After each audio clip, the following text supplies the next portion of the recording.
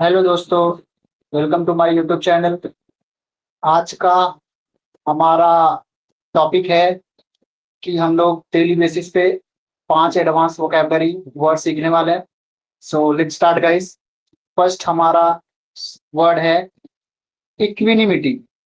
Okay, so what is the meaning of equanimity? Equanimity का मतलब होता है डिफिकल्ट या स्ट्रेसफुल सिचुएशन।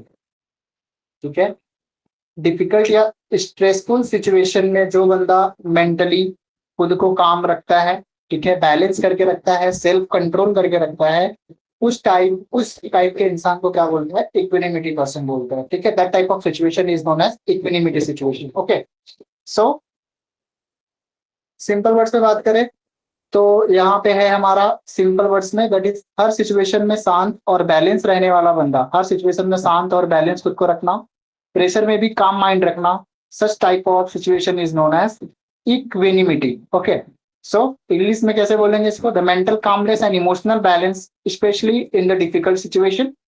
सेंटेंस इसका बना के देख लेते हैं हम लोग। द फर्स्ट सेंटेंस है हमारा, she handle the criticism with remarkable remarkable equanimity. Okay, so she handle, उसने दैट इज क्रिटिसिज्म को बहुत ही कामली हैंडल किया। तो अक्सर हम लोग देखते हैं कि किसी का क्रिटिसिज्म करते हैं लोग, जब उसकी बुराई करते हो तो ऐसे लोग क्या कर जाते हैं, तुरंत इसको रेस्पॉन्स करने लगते हैं और अग्रेसिव में वो चीज को वो लोग लेना स्टार्ट कर देते हैं।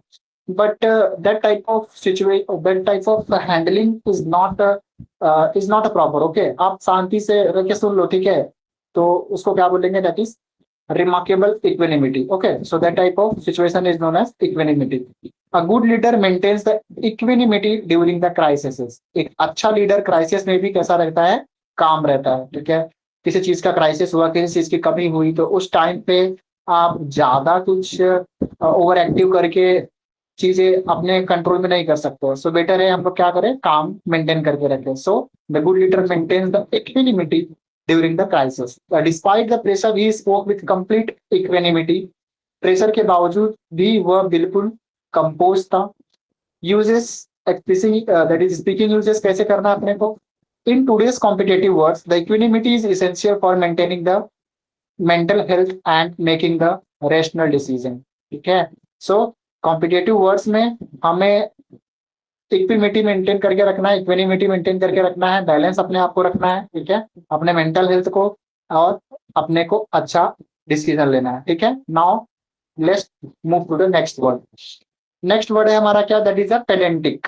What is the meaning of pedantic? So pedantic एक ऐसा पर्सन जो बहुत ज्यादा स्मॉल डिटेल और रूल और ग्रामर, ठीक है, एक ऐसा पर्सन जो बहुत ज्यादा स्मॉल डिटेल्स हो, इसके पास रूल्स हो, ग्रामर हो या टेक्निकली नॉलेज हो, अननेसेसरली अननेसेसरली इंपॉर्टेंस देता हो, ऑफन अनोइंग वे में। ठीक है, सिंपल वर्ड्स में हर छोटी छोटी डिटेल पे ओवर फोकस करना।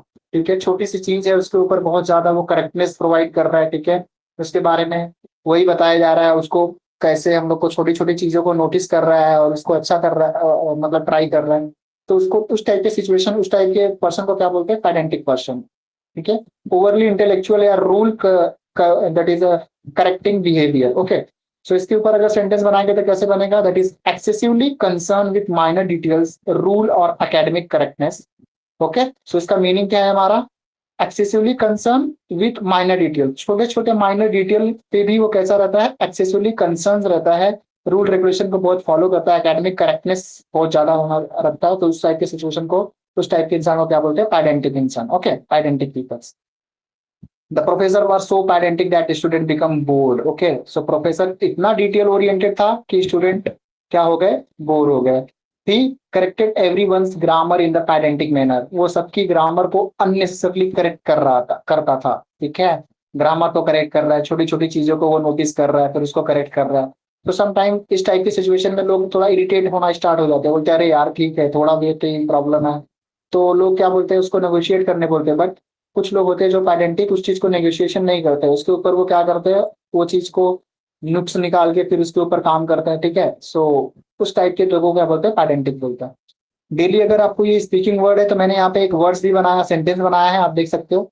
सम teachers become so pedantic that learning losses its practical relevance. Okay, so कुछ टीचर जो होते हैं वो कैसे होते हैं? सो पेडेंटिक होते हैं that learning losses its practical relevance, ठीक है, लर्निंग के टाइम प्रैक्टिकल रिलेवेंस हमारा क्या हो जाता है, खत्म हो जाता है। Now next word is sporadic. Sporadic का मतलब क्या होता है, किसी चीज इरेगुलर की कभी कभी होने वाली चीजें जो होती है उसको क्या बोलते हैं, स्पोरेडिक बोलते हैं, ठीक है। विदाउट पैटर्न, ठीक है, किसी चीज का विदाउट पैटर्न ना हो, किसी चीज का पैटर्न नहीं होता, कभी भी हो जाती है, इरेगुलर होती है, जैसे आजकल बारिश हो गई, ठीक है, कहीं पे भी कभी भी होने लगती है, तो उसको क्या बोलते हैं, स्पोरेडिक बोलता है।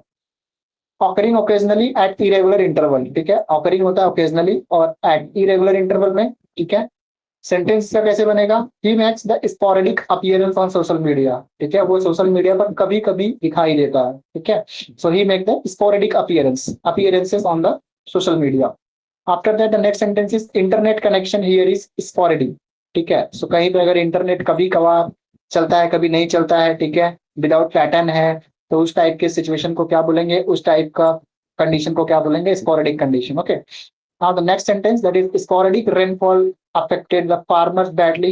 रेगुलर बारिश में फार्मर्स को काफी इफेक्ट होता है, ठीक है, इरेगुलर बारिश जो होती है उससे फार्मर्स लोग को बहुत ज्यादा हार्म होता है, जैसा कि हम लोग ने ये चीज बहुत बार देखी है, ठीक है। गांव वगैरह में बारिश हो जाती है, लोगों का जो भी ग्रेन्स वगैरह होते हैं, जैसे कि जिसको बोलते हैं धान गेहूँ, वो सब क्या हो जाते हैं, भीग जाते हैं। सो वो कैसे होता है, that is sporadic because no one knows, ठीक है, no one is aware about what the pattern of the rainfall is going to be, okay.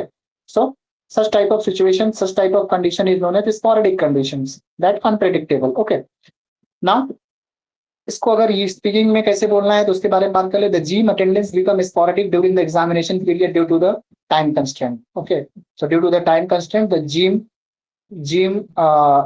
Become gym attendance become sporadic, ठीक है। सो एग्जाम के दौरान due to the time constant gym attendance कैसा हो गया, sporadic हो गया, कभी कभार जाने के लायक हो गया, ठीक है। अच्छा वर्ड है, इसको आप लोग अपने डेली लाइफ में यूज कर सकते हो, मैंने यहाँ पे सेंटेंस बना के दिखा दिया है।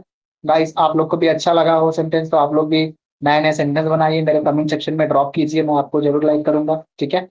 Now next sentence, next word is that is untenable. Untenable का मतलब क्या होता है, किसी आइडिया या आर्ग्यूमेंट या पोजीशन या सिचुएशन को डिफेंड नहीं की जा सकती, ठीक है।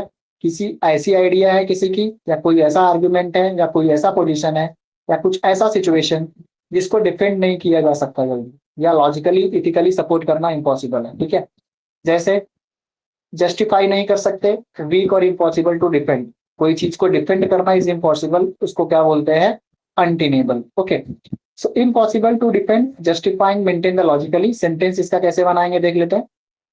हिज आर्ग्यूमेंट बिकम अनटेनेबल, उसका आर्ग्यूमेंट कैसा था, अनटेनेबल था, after the new evidence emerge, ठीक है, नए एविडेंस के बाद उसका आर्ग्यूमेंट डिफेंड नहीं हो पाया, ठीक है, अनटेनेबल हो गया, ठीक है। ज्यादा करके ये वर्ड जो होते हैं कोर्ट वगैरह में ज्यादा यूज करते हैं, ठीक है, एविडेंस वगैरह मिलने से क्या किया जाता है, वो किसी अपने क्लाइंट को तुम डिपेंड नहीं कर सकते, सो एट दैट सिचुएशन आप क्या यूज कर सकते हो, now the condition become untenable, जिसको डिपेंड नहीं किया जा सकता, ओके। Now the next sentence, the companies excuses were completely untenable. Companies के एक्सक्यूजेस बिल्कुल अनजस्टिफिएबल थे, ठीक है। Working 20 hours a day is physically untenable, ठीक है, रोज 20 घंटे काम करना फिजिकली पॉसिबल ही नहीं है, ठीक है, सस्टेन ही नहीं करता ये चीज, ओके। डिफेंड, ये चीज का आर्ग्यूमेंट को हम लोग पोजीशन को हम लोग डिफेंड नहीं कर सकते, ठीक है, 20 घंटा कोई काम नहीं कर सकता फिजिकली अनटेनेबल डेली के वर्क में, ठीक है। इसके ऊपर भी एक सेंटेंस हमने बनाया है, that is ignoring the environmental issue is no longer an tenable approach in modern society, ठीक है। सो आज के जमाने में no longer as tenable approach हो चुका है इग्नोरिंग इन्वायरमेंटल इशू को लेकर, ठीक है। Now the next word is mellifluous. Mellifluous का मतलब क्या होता है, मेलिफ्लुअस का मतलब होता है कोई ऐसी आवाज या ऐसा म्यूजिक या कोई किसी का ऐसा स्पीच जो बहुत ही स्वीट और स्मूथ हो, ठीक है, प्लेसेंट टू हियर, इसकी आवाज सुन के अच्छा लगे अपने को, तो उस टाइप के आवाज को, उस टाइप के वॉइस को क्या बोलते हैं, मेलिफ्लुअस, ओके। बहुत मधुर स्मूथ आवाज, हनी जैसी स्वीट साउंड, ठीक है, स्वीट स्मूथ और म्यूजिकल साउंडिंग, ठीक है, जैसे अरिजीत सिंह का सॉन्ग हो गया, वो बहुत ही अच्छा गाता है, तो उसको हम लोग क्या बोलेंगे, that is a mellifluous sound, okay, mellifluous music, okay. The singer mellifluous voice that is captivated the audience, okay. So singer की स्वीट आवाज से ऑडियंस को अट्रैक्ट कर लिया, कैप्टिवेटेड का मतलब भी वही होता है, अट्रैक्ट करना, ओके गाइस। सो समझ में आया, singer's mellifluous voice captivated the audience, singer की स्वीट आवाज ने ऑडियंस को अट्रैक्ट कर लिया। सी स्पोक इन काम एंड मेलिफ्लुअस टोन, ठीक है, वह बहुत स्मूथ और प्लेसेंट टोन में बात कर रही थी, ठीक है। The podcast become popular because of this mellifluous narration, ठीक है, उसकी स्मूथ नरेशन की वजह से द पॉडकास्ट जो था वो कैसा हो गया, पॉपुलर हो गया, ठीक है। कोई भी पॉडकास्ट होता है वहां पे जहाँ पे दो लोग कन्वर्सेशन करते हैं एक पर्टिकुलर टॉपिक्स के ऊपर, ठीक है, पोलाइटली बात करते हैं, ठीक है, डिस्कशन करते हैं, तो उस टाइप के जो पॉडकास्ट होते हैं जहाँ पे अच्छे से बातचीत किया जाता है, ठीक है, उस टाइप के पॉडकास्ट को क्या बोलते हैं, that is a mellifluous podcast, okay. Daily speaking की बात करूं अगर मैं यहाँ पे, तो डेली स्पीकिंग में मैंने यहाँ पे वर्ड यूज किया है, कौन सा वर्ड है, ये वाला, ये सेंटेंस मैंने यूज किया है यहाँ पे। I enjoy listening to podcast hosted by speaker with mellifluous voices because they sound smoothing and engaging, ठीक है।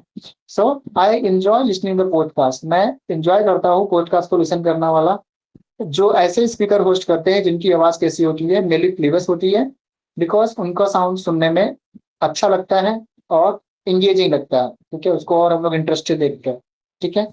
सो गाइस आप लोग ये सारे के सारे वर्ड्स देख सकते हैं। तो मैंने फर्स्ट वर्ड कहाँ से स्टार्ट किया था, इक्विनिमिटी। इक्विनिमिटी का मतलब क्या होता है, डिफिकल्ट सिचुएशन में शांत रहना, मेंटल कामनेस रख के रखना, अपना प्रेशर को अच्छे से हैंडल कर लेना। After that the next word is identic. Identic का मतलब होता है बहुत ज्यादा स्मॉल डिटेल करना किसी चीज को लेके, ठीक है, छोटे छोटे चीज को नुक्सा निकालना, ठीक है। After that sporadic. स्पोरेडिक का मतलब होता है जो किसी पैटर्न के सिवा हो, इरेगुलर होता हो, ठीक है, विदाउट कोई पैटर्न हो, तो उस टाइप की चीज को बोलते हैं sporadic. After that the next word is untenable. Untenable का मतलब होता है जिसको डिफेंड नहीं किया जा सकता हो, ऐसी आइडिया, आर्ग्यूमेंट, पोजीशन या ऐसा सिचुएशन जो डिफेंड नहीं की जा सकती हो या लॉजिकली या एथिकली सपोर्ट करना इम्पॉसिबल हो। Now the next word is the mellifluous. Mellifluous का मतलब होता है ऐसा वॉइस, म्यूजिक या स्पीच जो बहुत ही स्वीट और स्मूथ होती है। सो ऐसे ही एडवांस एडवांस वर्ड अगर आपको गाइस वोकैबुलरी सीखनी है तो आप मेरे चैनल को सब्सक्राइब कर सकते हैं। आप अपने डेली इंग्लिश में आप ये सारे के सारे वर्ड यूज करते रहिए, ट्राई करते रहिए स्पीकिंग करने का, बोलते रहने का, ठीक है दोस्तों में इसको शेयर कर सकते हैं आप लोग। Thank you guys, thank you so much. Please subscribe my channel as well as like my post. अगर आपको कोई चीज अच्छा लगता है तो आप मुझे सजेस्ट भी कर सकते हो, ठीक है। Thank you guys.